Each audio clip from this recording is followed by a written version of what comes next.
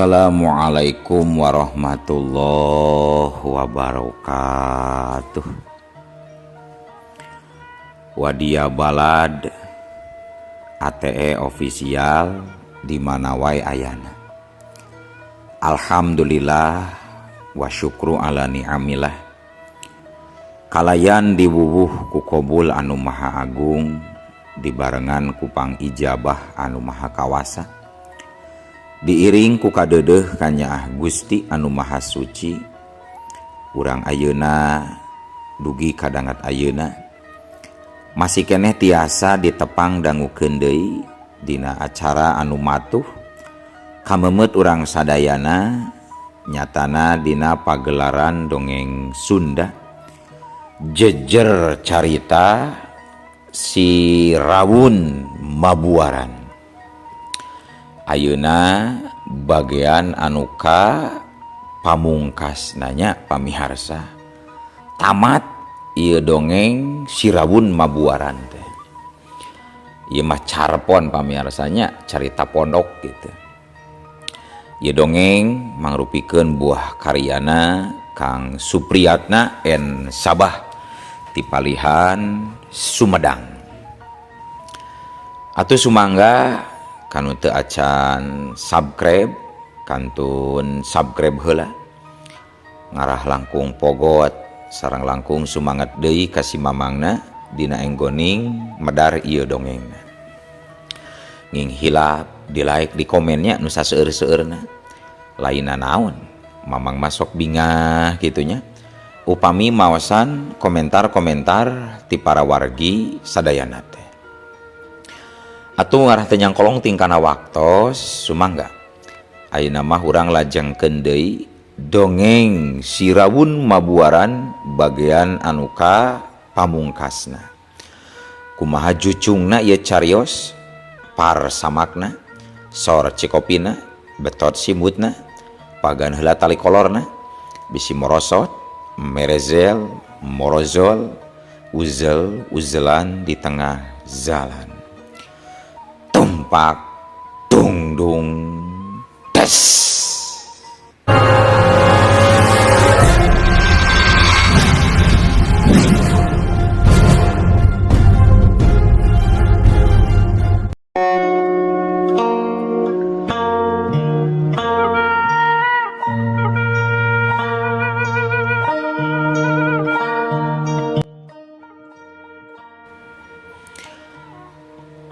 Para mitra kaum dangu sadayana,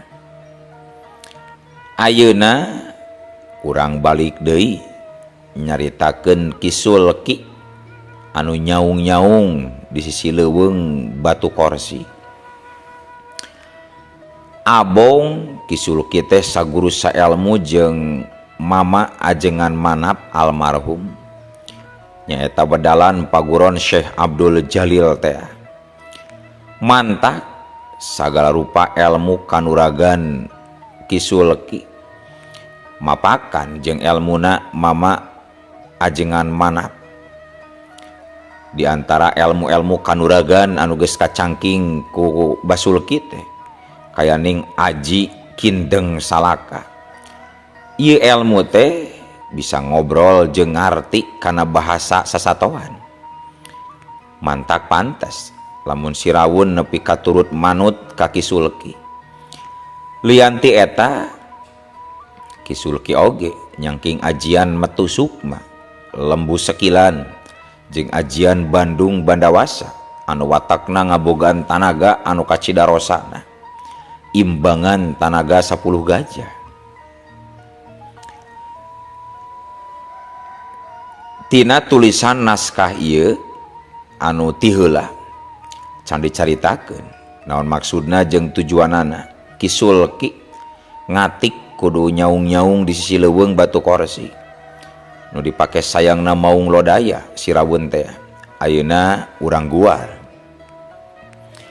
Sifat jalma anu linuhung ku elmu jembar ku pangabisa sugih ku pangarti bari ngabagoan dasar akidah kaimanan jeung katakwaan mah tara adigung adiguna asa aing uyah kidul tara asa aing pinter batur bodoh. Paribasana teu asa aing uyah kidul, jauh tina sifat sum'ah, ujub, ria jeung takabur. Tara ieu hayang kapuji, tara negerakeun maneh, tara nangarkeun diri. Nya kitu deui Ki Sulki. Maksud hayang nyalametkeun incu buyutna tina hal ieu tangtuna oge Jang Mud anu jadi bawana Ki Sulki. Tisaprak Ki Sulki ngadenge yen Jang Mud geus nugel janggana maragatkeun nyawana nyirindat. Ki Sulki miang ninggalkeun lemburna, lembur Cisolor, ngajugjug ka tempat anu baris dipake panyumputan Sirawun salakina nyirindat. Ki Sulki ngahaja ngadeukeutan sayangna Sirawun teh. Maksudna rek meruhkeun hatena Sirawun, rek meper amarahna supaya teu katalangsu ngancam ka Jang Mud bari rikip teu kanyahoan kuno sejen. Alhasil ku kawijakanana Bah Sulki bari dibarengan ku elmu mah berkah geuning nepi ka kiwari. Sirawun teu jadi neuteuli ka Jang Mud sakulawarga, malah sabalikna Sirawun jadi turut manut ka Ki Sulki bauna Jang Mud. Saking manut-manutna Sirawun, inyana boga tekad rek ngadunungan ka Ki Sulki sakulawarga. Lamun sore Sirawun teh sok mangmorokeun uncal, mencek kelenci atawa naon wae anu bisa didahar kalawan halal ku Bah Sulki. Mincak kadua bulana warga wewengkon Subang zaman harita nu hayang nyangkalak Sirawun teh can bisa kacumponan keneh wae. Da geuning teu bisa dianggap enteng pangabisa Sirawun. Sirawun kawas nu ngarti jeung apal kanu rek ngakalakeun dirina. Lamun abringan paninggaran keur nakul leuweung batu korsi, Sirawun mah nyaho-nyaho geus gagauran sorana aya di leuweung nakol. Lamun anu narakul aya di leuweung nakol, nyaho-nyaho Sirawun mah geus gagauran deui aya di leuweung batu kafur. Dina salila 2 bulan eta numutkeun data hasil nu laporan ka pamarentahan masing-masing desana. Jumlah paninggaran anu jadi korban kagarangan Sirawun teh geus aya kana 6 urangna. Nu kapanggih layona aya 4 jeung anu teu kapanggih banusanana aya 2 urang, nyaeta Bah Narya jeung Hoer urang Cibinuang. Aya kajadian anu matak guyur salalembur ear sajajagat Subang. Cenah pas tanggal 8 Mulud tahun 1852 harita teh, Sugiri katut genep baladna salaku begal tukang ngarampogan ingon-ingon kacerek deleg ku Sirawun. Basa Sirawun tas liar neangan burueun mencek ka leuweung Ciputat. Ari balik moro gok Pak Amprok jeung rombongan Ki Sugiri anu keur ngudaran dadung panyangcang sapi ti jero kandang. Atuh teu anta parah deui ngan gabrug we Sugiri dikerekeb ku Sirawun. Genep urang anak buah Ki Sugiri lalumpatan pating burisat. Teu nolih ka gegedugna anu keur digugulung ku Sirawun. Ngan ukur sabaraha detik Ki Sugiri ditaranjangan sina ulad alid ku Sirawun. Sanggeus Ki Sugiri ditaranjangan, terus ku Sirawun teh Ki Sugiri dicangcang make dadung kurut panyangcang sapi. Ki Sugiri teu bisa hojah sabab dampal sukuna duanana dikerekeban ku huntuna Sirawun. Dampal suku Ki Sugiri rangsak disasaak. Kawantu kandang sapi teh teu pati jauh jeung imah anu bogana. Atuh barang ngadenge Ki Sugiri anu kokoceakan bari menta tulung jeung ampun. Anu boga imah gancang kaluar mariksa anu kokoceakan. Kasampak teh di jero kandang sapi aya Ki Sugiri anu teu walakaya. bari kayaan beheungna dicangcang ku dadung sapi. Sedengkeun si Rawun mah mangpret bari mawa mencek hasil udaganana rek dijagrageun kaki sulki anu nyaung-nyaung di sisi leuweung batu korsi. Ngadenge di kandang sapi aya anu gagarawakan bari turung-turungan anu boga kandang gancang kaluar. Kasampa Ki Sugiri aya dina cangcangan dadung sapi. Harita keneh Ki Sugiri diarak ku warga bari kayaan buligir uulutudan kanyut jeung liang bool ka mana mandi. Mungguhing jal masyarakat aya bahasa lauk tina jero leuwih oge. Paparahna mah hayang kakaduk kabeh. Pon kitu deui, sanajan dedengkot bangsat anu ngaran Ki Sugiri geus kacerek deleg ku yasana si Rawun, malah kayaan pilemuran geus aman tingtrim sabihara sabihari deui. Tapi tetep pikeun manusia mah can ngarasa sugema keneh wae, lamun kahayang nafsuna can kacumponan kabeh. Nyaeta nafsu hayang nyang kalak maung lodaya nu ngaran si Rawun. Sok padahal mah lamun dipikir ku euteuk anu waras mah geus teu kudu make hayang nyang kalak si Rawun sagala. Da bukti geuning bangsatna oge geus beunang nyatana Ki Sugiri katut ulun-ulonna. Si Rawun sanajan jinisna mah sato galak, tapi manehna ngabogaan akal, boga budi jeung pamilih. Kawasna bae si Rawun lain teu hayang ngajagrageun bangsat anu ngaran Ki Sugiri ka hareupeun bangsa manusia. Tapi manehna mikir opat walas kali. Ceuk pikirna lamun manehna nyered Ki Sugiri ka hareupeun riungan bangsa manusia. Manusia mah moal aya mulang tarimana. Jigana nganuhunkeun oge moal ka bangsa maung. Balik kanan buah-buah malah dirina sorangan nu bakal diraponan. Tuluy pada numbak pada mana atawa diborondong ku pelor bedilna para pangawasa anu sok agul. Rasa maneh aing boga bedil, boga pestol. Kitu kawasna nu aya dina pamikiran si Rawun harita. Beda jeung bangsa manusia, karek bisa anu ceceremed nyokot cangcut dina pamoyan batur oge. Geus hayang kapuji, malah hayang menang tanda jasa sagala. Pan edan. Tuan Panderplas anu dibantu ku para dedengkot jawara Subang harita nyieun tareka rek ngaperdaya hayang bisa nyangkalak si Rawun ku jalan nyieun pitapak tina karangkeng besi. Dina jero karangkeng teh ngahaja dieusian ku anak embe anu masih kene nyusuan ka indungna minangka eupana. Mitra kaum dangu caturkeun heula si Rawun anu keur aya di jero liang guha batu korsi minangka tempat panyumputanana. Si Rawun anu keur hees tibrah kagerwahkeun ku sora maung anu haharegungan semu marurung di luareun guha. Atuh si Rawun gancang lugay tina heesna tuluy mariksa kaluareun guha. Nalika nepi kaluar gebeg si Rawun ngagebeg kaget. Sabab tara-tara ti sasari bet aya maung anu sarupa jeung dirina nyaeta maung lodaya. Paingan maung nu anyar datang teh haharegungan semu marurung bangun anu ngarasakeun kanyarina luar biasa. Sing horeng eta maung lodaya teh palebah bagal pingpingna anu tukang belah kede.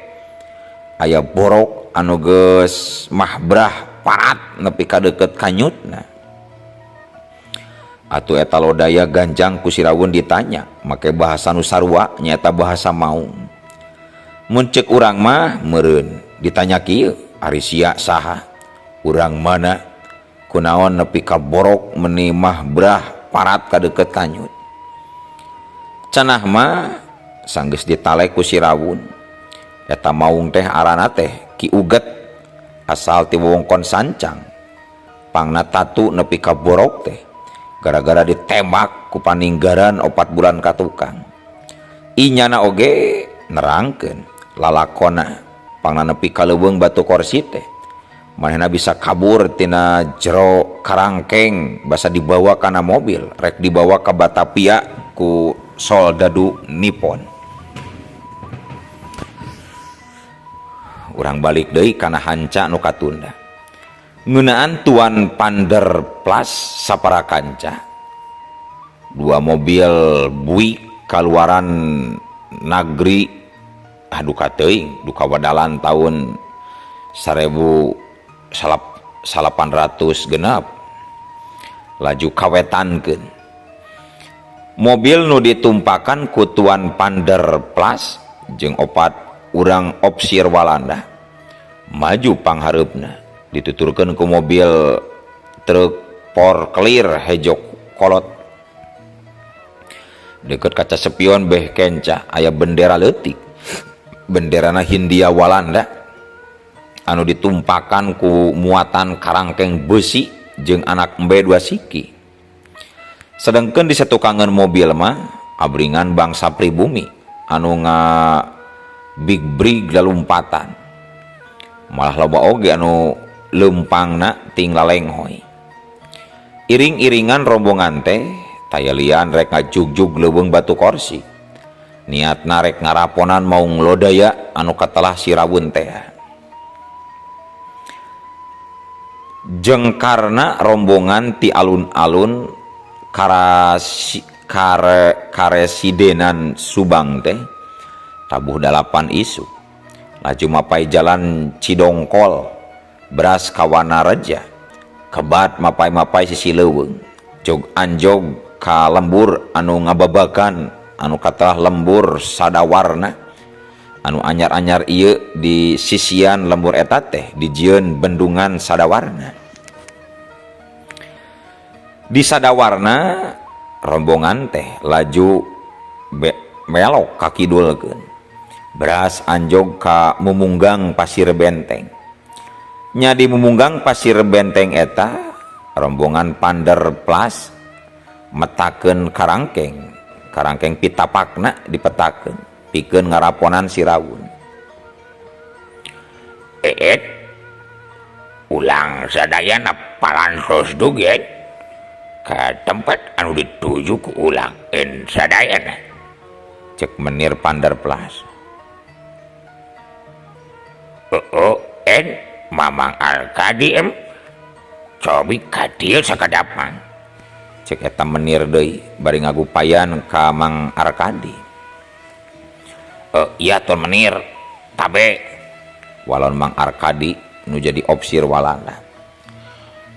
Mamang Arkadi cobaen ieu kalangkeng dikalotong ke palit itu salang opsir anu sanesna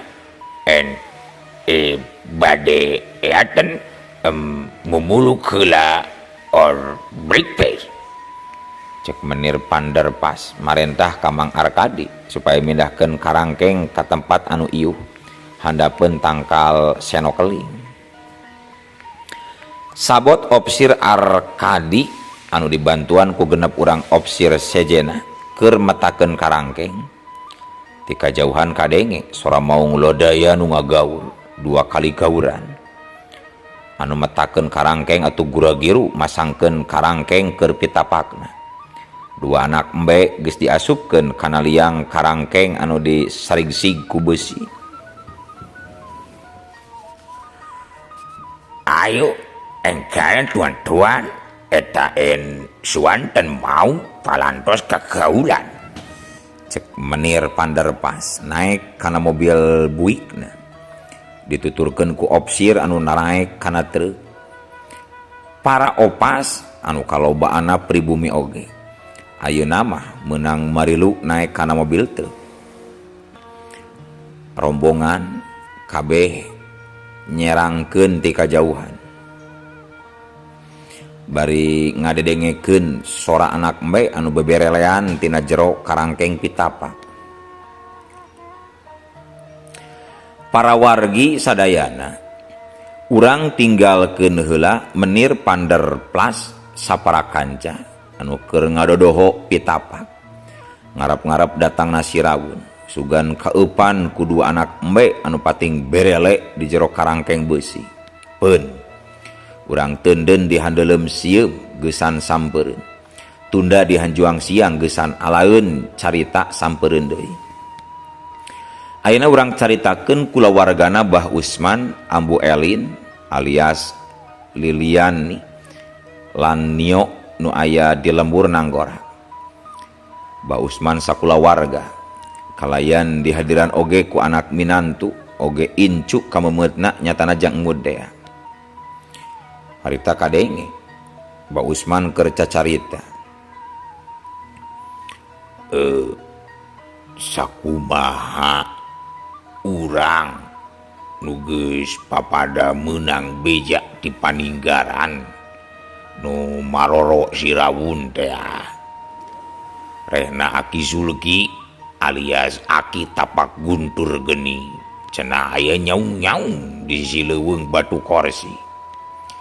Paingan geus sataun taya laratanana ninggalkeun imah di lembur Cisolor. Kening ayeuna uyut hidup teh bet nyaung-nyaung di sisi leuweung Yalu. Tah ku kituna abah teh aya maksud pikeun mapageun uyut hidup oge bauna jang emut. Kumaha kira-kirana lamun isukan pasi subuh urang teang ku urang kaditu. Nya urang laleumpang bae badarat hitung-hitung sepor. Ongko abah geus heubeul tara lelumpangan tara mengpo. Nya mangga abah saha wae nu bade diajak mapageun uyut teh. Cek Jatnika alias Jantuk tumanya. Nya urang we duaan da lain rek piknik ieu mah rek mapageun Aki. Jawab Bah Usman bari ngusapan punduk anu dempluk ti punduk parat nepi ka palebah imbitna. Sakumaha nu geus di rarancang ti sore teh Bah Usman jeung Ki Jantuk jeung katilu kusir sabada sarolat subuh mariang numpak delman rek mapageun nu jadi kolot nyaeta Ki Sulki teh. Sanggeus nyorang sababaraha kampung delman teh anjog katungtung lembur sadawarna. Delman kapaksa ngan ukur nepi katungtung lembur eta. Sabab kaditu nama mustahil bisa diliwatan ku delman. Aya soten mobil Walanda anu kukurudukan kaleuweung. Nyatu mobil soldadu atuh beda jeung delman. Bah Usman jeung minantuna nya Mang Jantuk teh kapaksa laleumpang norobos kebon karet. Barang Bah Usman jeung Jatnika nerepi ka palebah Mumunggang Cidomba. Katempo aya dua mobil Walanda jeung para opas oge bangsa pribumi anu kerting sarempod dina rungkun tangkal-tangkal cangkuang. Bah Usman anu dibarengan ku minantuna kapaksa jalana kudu nakul kalande. Sabab jalan anu biasa sok diparake liliwatan kuno biasa ka Batu Korsi mah jalana kahalangan ku rombongan menir Panderplas anu keur ngarintip pitapak teh. Kusir delman mah teu milu maturan Bah Usman sabab kudu nungguan kuda delman bisi anu ngiwat. Sanajan jalana rada putar-putar heula malibir ka lalegok Cidomba tapi Bah Usman oge Mang Jantuk teu burung nepi ka tempat anu dijugjug. Assalamualaikum. Waalaikum. Cek Bah Usman uluk salam ka akina. Ki Sulki anu keur wiridan satuntas salat lohor ngajawab, Waalaikumsalam. Saha? Cek Ki Sulki ngawalon bari jurut turun tina amben saung. Agida manggi. Baru Den Bayu jarang Jatnika. Uninga disa Aki aya di ieu tempat Raden. Nyebut Den Bayu. Ki Sulki nyebutna Den Bayu ka Bah Usman. Di barudak nanggorak anu mangkukna marilu moro si Rawun kumaha kida mang. Alhamdulillah aya barokah bitulung ti Gusti sareng bidua ti incu budu sadayana sehat. Bah Usman dulang deong dulang delong ka kolong amben saung breh katenjo ku juru panona aya gundukan beutit taleus kutil jeung 5 guruntul sampe giler deui. Panona ngagiler ngareret ka paraseuneu luhureun pamirunan alias panganen alias paganen. Didinya kaciri aya cokor mencek sapingping anu masih seger keneh. Aya cokor mencek geuning ki kenging moro saya teh ki, ceuk Bah Usman bari cengkat tina diukna. Terus leungeunna ngaragamang kana pingping mencek pek dicokot. Kenging Kisulki teu kebat nyaritana, tapi curugna kalah nunjuk karuyuk kakayon anu pinuh ku euri. Atuh Bah Usman jeung Mang Jantuk kacida kagetna. Barang nenjok ka palebah kakayon anu dituduhkeun ku Kisulki. Rek teu kaget kumaha tudah geuning palebah kakayon jeung rembetna daun-daun euri teh aya 2 maung lodaya. Maung lodaya nu hijina anu seseg keur ngaletakan bagal pingping maung lodaya nu rada begang. Tur kaciri palebah pingpingna anu keur diletakan teh aya borok anu kudawang pikarujiteun. Mang Jantuk mah nepi ka ti buburanjat naek kana luhur amben bari nangkod kana tonggong uyut mitohana ka Kisulki jeung Bah Usman. Maung yut maung yut bah maung. Cenah cek Mang Jantuk panona buncelik nyarita arap-ap eureup. Yeuh moal naon jadi ka keun bae andepkeun malah geus ngadudungan ka uyut mah eta maung teh. Ceuk Kisulki ngajelaskeun. Na maung di mana eta ki? Na lodaya anu ngageugeuh di leuweung ieu eta teh. Ceuk Bah Usman ijuna Kisulki tumanya.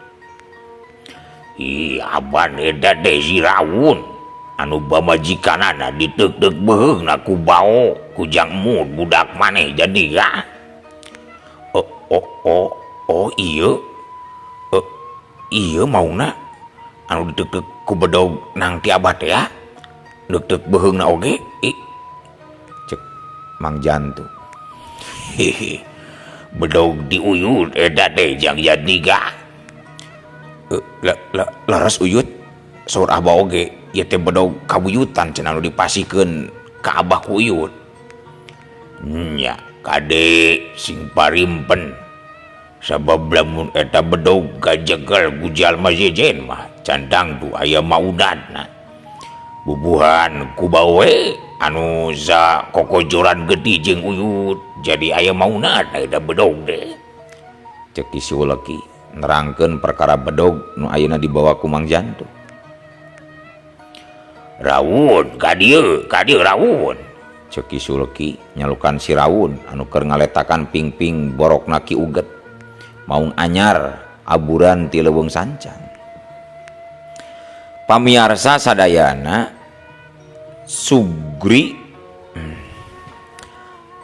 pamiarsa sadayana sabot si Rawun anu keur paadu hareupan jeung Kisulki tur bari diusapan bulu tonggongna anu empuk maung lodaya nu boga ngaran Ki Uget teh eueuh di tempat anu tadi. Har daga mana Ki Uget Rawun geuning eueuh. Cek Kisulki nanya ka si Rawun ku bahasa maung. Ki Jantuk jeung Bah Usman mah ukur molohok bari silih pelong antara mitoha jeung minantu. Enya Bah Usman jeung Jatnika. Bah Usman, boh Mang Jantuk oge teu ngartieun kana ucapan jeung isyarat ku rundat-rindatna halis Kisulki anu keur nyarita ka si Rawun. Kadenge ku Bah Usman jeung Mang Jantuk mah kieu nyaritana Kisulki teh. Kerewek hemeukeun. Tapi si Rawun bangun nu ngarti kana caritaan Ki Sulki anu haharang kengan jeung aya kecap kekrewekan teh. Hulu si Rawun gudag gideg bari suku hareupna acung-acungan. Naon cenah Ki? Ki Jantuk nanya. Kaditu jedak ngayosna mah gadongo. Cek Ki Sulki ngajelaskeun hasil jawaban ti si Rawun. Keula kaditu katonggo itu kaluhur pasir benteng. Aduh, cilaka Gi, cilaka. Cuk Ba Usman, ayeuna mah nu nyaritana nyebut cilaka teh. Nah cilaka kunaon gitu Den Bayu? Cek Ki Sulki malik nanya ka Ba Usman ku sebutan Den Bayu. Da memangnya apaan ngaran Usman Soten eta mah meunang ngaranan mama ajengan manap almarhum. Basa Den Bayu sastra katimu ku mama manap di sisi cai walungan Cilamete. Duh cilaka Gi, cilaka di memunggang basir benteng teh. Apaan ayeuna teh keur dipasangan pita apa ku mangrupa karangkeng beusi anu di jerona make dua anak embe minangka keur ngeupanan si Rawun. Kitu jawaban Mbah Usman alias Raden Bayu Sastra. Ngadenge caritaan kitu si Rawun lain deui ambekna katara tina panona ngadadak buringas. Buntutna centang kaluhur, sukuna totojer bangun keur ngawahan rek lumpat. Tapi Ki Sulki rikat mun tangan beung si Rawun ku leungeun kencana. Sedangkeun leungeun katuhuna dipake ngusapan hulu si Rawun. Pok Ki Sulki papatah ka si Rawun, kieu mun dibahasakeun ku bahasa manusia mah. Awas Hun, awas, sing inget bapatah gula. Kade ulah kapancing ku pagawean manusia anu baris nyilakakeun ka Andika. Keun ayeuna Ki Ugat mah dati kabari keneh oge Ki Ugat mah teu beunang di papatahan ku age oge. Apan Awun sorangan oge ngabandungan kumaha lakuna Ki Ugat basa kamari. Di papatahan teh kalarek nubruk ka Aki. Mun teu kaburu ku Aki dikebret mah bibina meureun. Moal teu ngarawoy Aki keun antep. Ki Ugat mah bedegong. Aki oge apal. Pangna Ki Ugat nepi ka borok butatayan gitu teh. Da bungan ku polana sorangan, bungan ku bedegongna. Apa nyao paninggaran anu keur maro unjal teh. Sol dadu wungkul nu mawa laras panjang. Hayo Ki Ugat mah kalanya beurgeun. Kitu diantarana papatah pituah Ki Sulki ka si Rawun anu kiwari geus diangkat jadi anak buahna Ki Sulki. Si Rawun brek depa buntutna kupat kepot. Panona nu tadi buringas teh ayeuna geus biasa deui kucap kiceup bangun era ku Ki Sulki. Hawar-hawar kadenge ku sararea sora anak embe anu beberelean bangun nu lapar hayang nenen hayang nyusu ka indungna. Tapi teu lila sora embe teh tuluy repeh. Leungit sora embe kadenge sora maung lodaya nu gagauran jeung haharagungan bangun anu ngararasakeun ka nyeri. Bareng jeung gaurna sora maung lodaya hawar-hawar kadenge sora nu surak euyah-euyahan bari pating korowok nyebut ngaran si Rawun. Horse, si Rawun beunang euy beunang. Wow, pardon se. Tiger in Lander kalantos genging ku pitapak. En ai ngalalaus kalintang pingana. Cek Tuan Menir Panderplas. Nyarita kitu nate bari kaluar tina mobil buikna. Laju muru ngadeukeutan karangkeng besi anu geus keusian ku maung lodaya. Dua anak embe anu tadi dipake eupan mah geus ladis ukur 2 ketapan.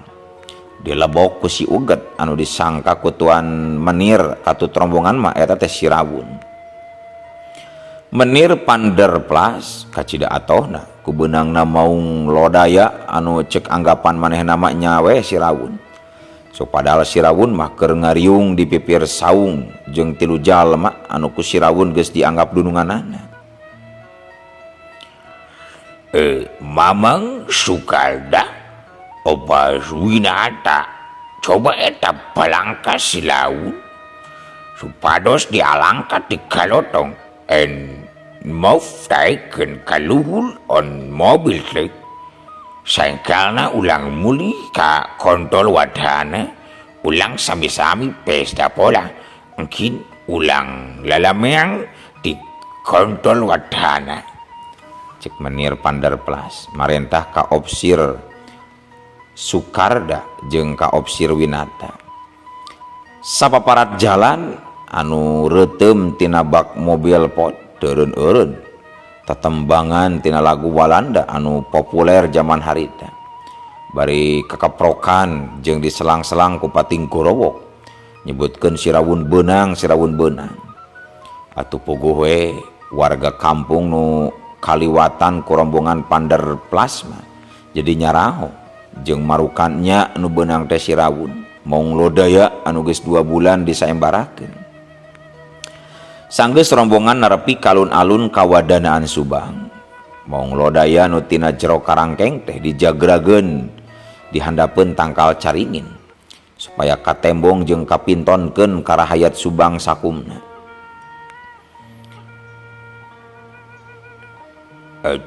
Tuan-tuan sadayana kumalgi ayeuna palantos tugi ka alung-alung kontor kawadanaan cobi tuang wadana supados ka dieu margi ulang ngayakeun pesta ulang lalameang nyai-nyai nu daremplo nu dalembu nu aya di wewengkon kawadanaan supados tiasa ngiling besa danca di payuneun kontor wadana atuh der we Nu araya di kantor kawadanaan teh pesta dansa di tengah alun-alun trong-trangna sora botol inuman arak abdas arak api jeneper whisky martini jeung balantin menit trong-trang awor jeung sora ting cirihilna para nyai-nyai randa-randa anu daremplon anu memang ngahaja menang ngumpulkeun opas-opas jeung soldadu peun heula anu keur mararijah di alun-alun mah urang tinggalkeun ayeuna urang balik deui ka Kisuleki katut incu buyutna oge Sirawun anu keur ngahanca ping-ping mencek anu tadi kapanggih ku Ba Usman tina para seuneuna teh. Alhamdulillah Rawun maneh mah salamet. Coba lamun maneh teu ngagugu ka kula meureun maneh teh bakal sanasib jeung Ki Uget cek Kisuleki. Sirawun ngagerem nganyakeun kana omongan Kisuleki anu geus jadi dununganana. Da ayeuna mah Sirawun salamet geus atuh nu gazeb jang mun salamet deui daya bancang bage wuna naon. Sirawun oge geus daya dendam ka kula warga urang khususna Kajang Mut jeung Kajang Jatnika oge kanyi Zalmiadu. Yuk ayeuna mah urang baralik ka lembur kantun syukuran we ka Gusti anu barantos maparinan rahmat taufik inayah sareng hidayahna ka urang sadayana. Salamet anu ngadalang oge salamet anu dipangdalangkeun kanca mitra Ki Agus Jago Nuzami lenggah dina ieu mandala mulus rahayu berkah salamet bermios.